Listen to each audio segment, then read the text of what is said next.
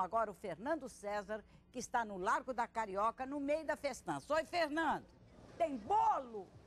Oi, Cidinha. E aí, tudo bem? Boa tarde. Parabéns ao Rio de Janeiro, né, Cidinha? Parabéns, somos quase da mesma idade. Ô, Fernando. Diga lá. Tem bolo? Tem, Cidinha, só que acabou. Já cortaram um bolo de 10 metros de comprimento, sobrou glacê pra todo mundo. E há pouco, Cidinha, tava aqui a banda da Charanga, uma torcida organizada do Flamengo, tocando marchinha de carnaval. A Rua da Carioca está interditada, já seguiu também a procissão com a imagem de São Sebastião. E hoje, Cidinha, logo mais, continua a festa em homenagem ao Rio de Janeiro, lá na Quinta da Boa Vista, com a participação de Martim da Vila, Paralamas de Sucesso e o Monobloco. Agora hoje também, Cidinha, uma outra festividade aqui importante, que foi a restauração dos murais do Profeta Gentileza. Aqui, ao nosso lado aqui, as pessoas que fazem parte desse projeto, desse trabalho. Converso aqui com o Leonardo Gelman, que é professor da UF. Como é que foi hoje, amanhã de inauguração? Como é que foi a festa lá em homenagem ao Gentileza? Bom, Cidinha, satisfação participar do teu programa. Bom, a gente veio da inauguração dos inscritos, do Gentileza, que é um ícone do Rio de Janeiro, né?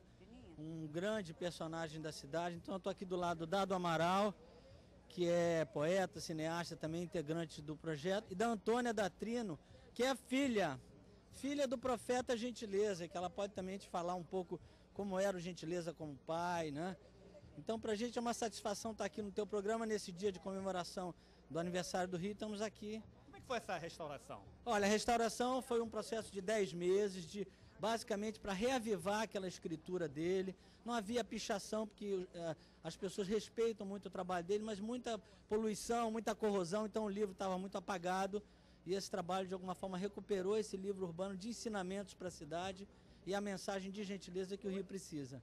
Antônia, como é que era o Gentileza como pai? Oi, a Cidinha tem uma pergunta para o Leonardo, é isso, Cidinha? Não, pode. Eu queria saber o nome da Cidinha. filha do Gentileza. É Antônia Datrino. Cidinha, vou perguntar agora para Antônia, Antônia. como é que era o Gentileza como pai? Meu pai era maravilhoso, não tem nem palavras para falar dele, porque é que eu estava falando com eles no carro.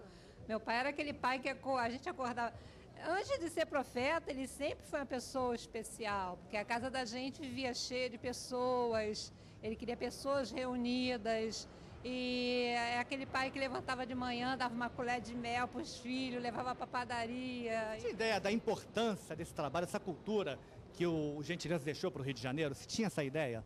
Não tinha essa ideia não, mas a ideia que eu tenho é que o meu pai, eu acho que... eu tenho certeza, é uma pessoa que merece, porque ele é uma pessoa especial. Fala um pouquinho pra gente da obra do Gentileza.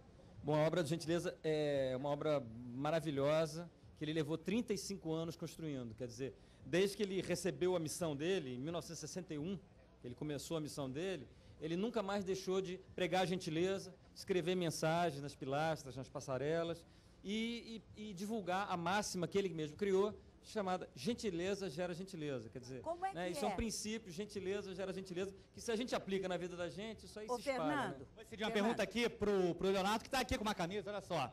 Rio, né, com gentileza, tem gentileza, gera gentileza. Oi, Cidinha, pode perguntar que o Leonardo está na tua escuta. Como foi essa mensagem que o profeta recebeu para fazer esse trabalho? Olha, ele dirigiu um caminhão e ele recebeu 3 vozes astrais, ele ouviu 3 vozes astrais que ele tinha que largar o mundo material para viver o mundo espiritual. E ele começou a missão dele naquele circo que incendiou em 61 em Niterói. E ele dizia, a derrota de um circo queimado é um mundo representado, porque o mundo é redondo e o circo é arredondado. Por esse motivo, gentileza não tenha sossegado. Então, aquele circo que queimou, aquela grande tragédia em Niterói em 1961, ele viu aquilo como um mundo que tinha acabado.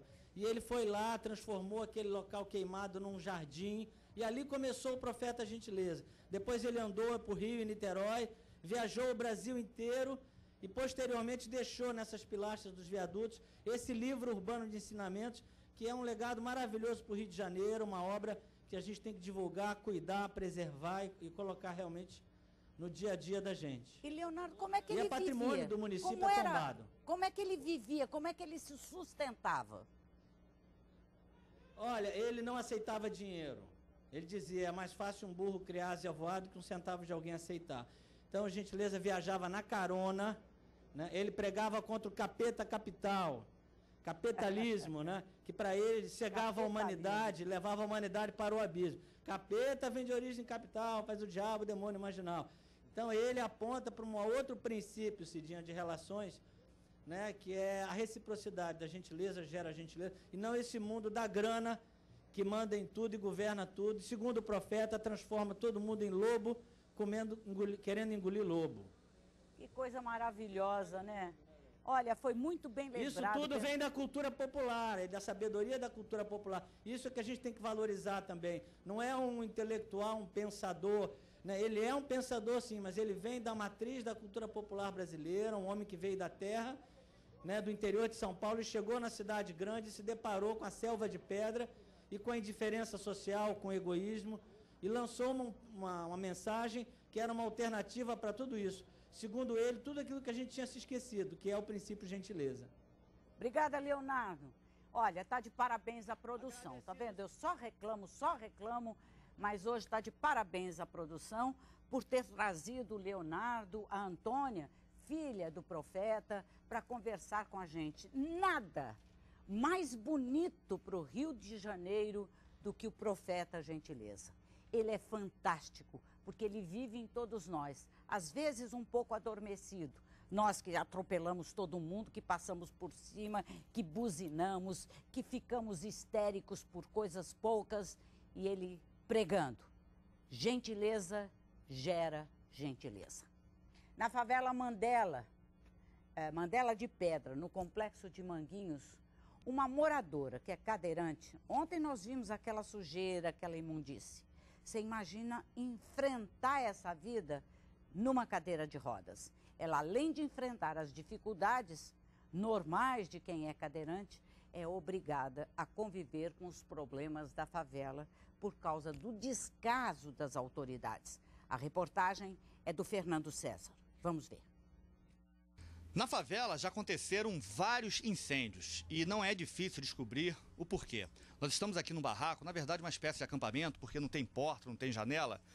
E tudo isso daqui foi construído com madeira, olha, madeira, telhas de plástico e amianto, fogão, geladeira, botijão de gás e muita fiação elétrica exposta para tudo que é lado. A Felicidade Felisberta tem 86 anos, mora aqui há 17. E ela é cadeirante e a gente fica imaginando a dificuldade de passar aqui pelas vielas da favela. Como é que a senhora consegue circular por aqui com esses becos apertados numa cadeira de roda? Ela que é meu pé. É ela que vem me carregando, eu fico segurando. Sua neta? Não, ela é filha. Sua filha. Ela é filha. E é horrível mesmo, aqui é horrível. É esse esgoto fedendo, é uma mosquiteira, é um penelongaeira, é lacraia caindo aí por cima da cama, mordeu minha neta ficou com os pés inchados. Por onde a gente passa, a gente vê esgoto a céu aberto. E como é que a senhora consegue passar com a cadeira de rodas por esses lugares? A gente caminha, assim, aquele bequinho ali que o senhor deve passar, é muito ruim. Ela, coitada, vai assim, desequilibrando, né? É para ir ao médico, é alguma coisa assim, mas que eu saio. Agora eu vou à missa, para subir aquele... Tem que depender de um homem. Tem que depender de um homem. Aí, senão, leva 2, 3 mulheres para mim subir para ir à missa. O que o Estado e a Prefeitura estão fazendo? A Prefeitura está fazendo a parte dela, que é botar o pessoal da parte dela no aluguel social. Isto a Prefeitura está fazendo. Já removeu bastante família, a Prefeitura está fazendo isso. O Estado começou, só que deu uma parada. Agora não conseguimos avançar em relação ao Estado. 3 mil pessoas ainda não foram beneficiadas?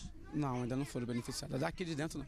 Tem muita coisa ainda a fazer aqui. Sem contar os fios que está energizado, conforme os barracos estão caindo, não está vindo ninguém da Light para poder mexer no fio de alta tensão. Essa parte aqui está esquecida. Está esquecido. O Estado e a Prefeitura fizeram remoções. Algumas famílias recebem o aluguel social, mas muita coisa precisa ainda ser feita. 4 mil pessoas continuam vivendo assim.